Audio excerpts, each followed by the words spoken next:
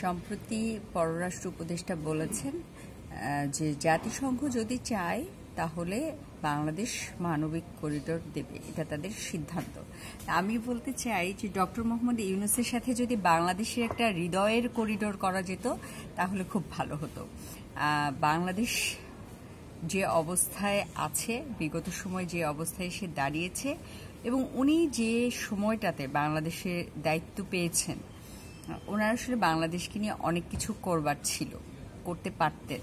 কিন্তু দেখা যাচ্ছে যে বিগত আমলে শেখ হাসিনা যে ধরনের কথা বলেছে আমরা তো বিশ্বাস করিনি। ওনার ইমেজটাই এমন যে আমরা এগুলো কিন্তু বিশ্বাস করি নাই ওনার কথা। আমরা ভেবেছি উনি পলিটিক্যালি বলেন, এগুলো মোস্ট অফ দ্য কথা হচ্ছে বলার জন্য বলা, এটার কোনো ভিত্তি নাই, সত্যতা নাই।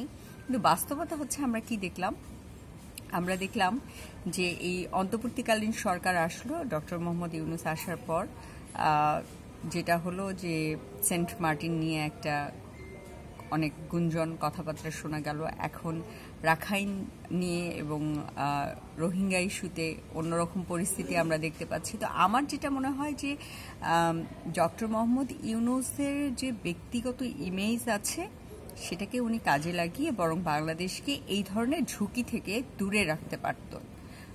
উনি এই সমস্যাগুলোর শান্তিপূর্ণ সমাধান করতে পারত। বাংলাদেশ তো আসলেই ওই অবস্থায় নাই যে রোহিঙ্গাদের সমস্ত দায়িত্ব নেবে। আর রোহিঙ্গারা জাতিগতভাবে বাংলাদেশিদের সাথে ভিন্ন, তাদের সাথে আসলে যদি কোনো কারণে অলরেডি 20 লাখের উপর রোহিঙ্গা আছে, এদের সাথেই বাংলাদেশিদের একটা কনফ্লিক্ট তৈরি হচ্ছে, দিনে দিনে এটা বাড়তে থাকবে। এখন যদি মানবিক করিডোরের নাম করে আমরা দেশটাকে একটা ব্যাটল গ্রাউন্ড বানিয়ে ফেলি, সেটা কিন্তু খুব দুঃখজনক হবে। আপনারা দেখবেন যে ফিলিস্তিন ইসরায়েল ইস্যুতে ওখানে কিন্তু মানবিক করিডোরের কথা বহুবার এসেছে, এটা এখন পর্যন্ত হয়নি। কেন হয়নি এটা কিন্তু জানতে হবে। কেন ওখানে মানবিক করিডোর করা গেল না, কেন যায়নি, আশেপাশের রাষ্ট্রগুলো এত সিম্প্যাথিনাইজ হওয়ার পরও মানবিক করিডোর করতে রাজি হয়নি কেন, এই আলোচনাটা কেন আসেনি? কেননা যে দেশটার মধ্য দিয়ে মানবিক করিডোর হবে সেই দেশটা কিন্তু সর্বোচ্চ ঝুঁকিতে চলে যাবে। আপনি মনে করেন আপনি মানবিক করিডোর দিয়েছেন জাতিসংঘের সাথে কথা বলে, মিয়ানমারের জান্তা সরকার বা আরাকান আর্মিরা যদি মনে করে এখানে এয়ার স্ট্রাইক করবে অথবা বাংলাদেশিদের সাথে এই করিডোরে কোনো ধরনের বাংলাদেশি করিডোরটাকে হুমকি মনে করে, সেক্ষেত্রে কিন্তু বাংলাদেশের সাথে তাদের সম্পর্কের অবনতি হবে। সেইটার কনসিকুয়েন্স বাংলাদেশ কিভাবে টানবে? বাংলাদেশের জনগণ, বাংলাদেশের অর্থনীতি, বাংলাদেশের রাষ্ট্র ব্যবস্থায় কি সেই সুযোগ আছে যে বাংলাদেশ কোনো ধরনের যুদ্ধে জড়িয়ে পড়বে? বাংলাদেশে কিন্তু সেই সক্ষমতা নাই। এবং আমার কথা হচ্ছে, সক্ষমতা থাকুক কিংবা না থাকুক, বাংলাদেশ কেন আসলে অহেতুক একটা যুদ্ধ পরিস্থিতির মধ্য দিয়ে যাবে? কারণ বাংলাদেশে এখন সময় হচ্ছে সামনে এগিয়ে যাবার। দীর্ঘ একটা সময় রাজনৈতিক কারণে বাংলাদেশের ক্ষতি হয়েছে, অর্থনৈতিক ক্ষতি হয়েছে, রাষ্ট্রীয়ভাবে বিশ্বে বাংলাদেশ অনেকখানি হেয় পরিস্থিতির মধ্যে পড়েছে। তো সবকিছু মিলিয়ে বাংলাদেশে আসলে এখন এগিয়ে যাবার সময়। এই পরিস্থিতিতে ডক্টর মোহাম্মদ ইউনূস সরকার, অন্তর্বর্তীকালীন সরকার যখন কোনো ধরনের প্রস্তাবনা ছাড়াই আগাম নিজেরা যে উপযাচক হয়ে বলে যে তারা একটা মানবিক করিডোর দিতে রাজি, তখন কিন্তু অনেকগুলো প্রশ্ন আসে। তা আমি আসলে বলতে চাই যে মানবিক করিডোরের আগেও ডক্টর মোহাম্মদ ইউনূসের সাথে যদি বাংলাদেশের একটা হৃদয়ের করিডোর করা যেত, সেটা বোধহয় ভালো হতো। উনি যদি বাংলাদেশকে একজন বাংলাদেশির মতো করে ভালোবাসতে পারতেন। I am sorry to say, but আমি ওনার আচরণে এটা দেখতে পাচ্ছি না। ওনার মধ্যে শুধু আমিত্ব, শেখ হাসিনার মধ্যে যে আমিত্ব ছিল ওনার মধ্যেও সেই আমিত্ব আমি দেখতে পাই।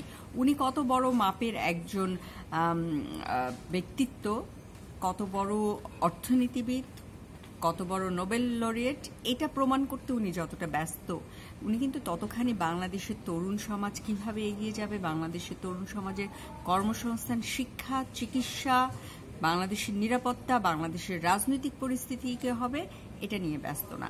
তো আমি আসলে শেখ হাসিনারই আমিত্ব ডক্টর মোহাম্মদ ইউনূসের মধ্যে দেখতে পাই। এবং আমি আসলে আমি ঠিক বলতে অনুতাপ বোধ করছি না, বাট বলতে একটু হয় না যে শেখ হাসিনার কথাগুলোকে না, মানে সিম্পলি ওনার মনে হতো যে উনি পলিটিক্যালি বলছেন, এটার কোনো বেসমেন্ট নাই। কিন্তু এখন এসে ফিল করা যাচ্ছে যে উনি অনেক কথা উনি ওনার জন্য বলে থাকলে ওনার মনে হতো যে উনি আসলে ব্যক্তিগত আক্রোশ থেকে বলছেন। আসলে উনি অনেকখানি সত্য কথা বলেছেন। এখন দেখা যাচ্ছে সামনের দিনগুলোতে হয়তো ওনার অনেক কথারই প্রতিফলন দেখতে পাওয়া যাবে। তো ডক্টর মোহাম্মদ ইউনূসকে আমি বলতে চাই যে ডক্টর মোহাম্মদ ইউনূস, আপনি গুড এনাফ, আপনার 86 ইয়ার্স ওল্ড, আপনার সামনে সুবর্ণ সুযোগ।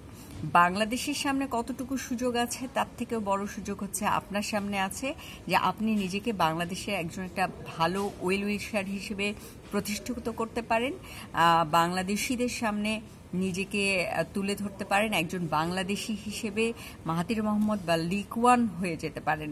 আপনার সামনে কিন্তু সেই সুযোগ আছে। আপনি এই সুযোগটা নেবেন, নাকি বাংলাদেশকে একটা মানবিক করিডোর দেওয়ার নাম করে আপনি বাংলাদেশকে একটা যুদ্ধাবস্থার মধ্যে ফেলে দিবেন, দিয়ে বাংলাদেশে আজীবন আপনি একজন ভিলেন হয়ে নিজেকে রেখে দিবেন, বাংলাদেশকে একটা ব্যাটেল ফিল্ড তৈরি করবেন কিনা এটা কিন্তু আপনার উপর নির্ভর করছে। যেহেতু আপনি ভোট দিতে ইচ্ছুক না সংস্কারের নাম করে, এবং সেই সংস্কার আজ পর্যন্ত চেকলিস্টটা পর্যন্ত দেন নাই, কি ধরনের কি সংস্কার করতে চান সেটা বলেন নাই।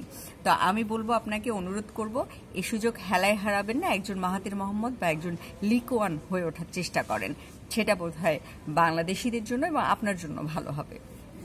মনে রাখবেন, ইতিহাস কাউকে কখনো ক্ষমা করে না, ইতিহাস কাউকে তার প্রাপ্য দিতেও ভুল করে না, এটা ভুলে যাবেন না।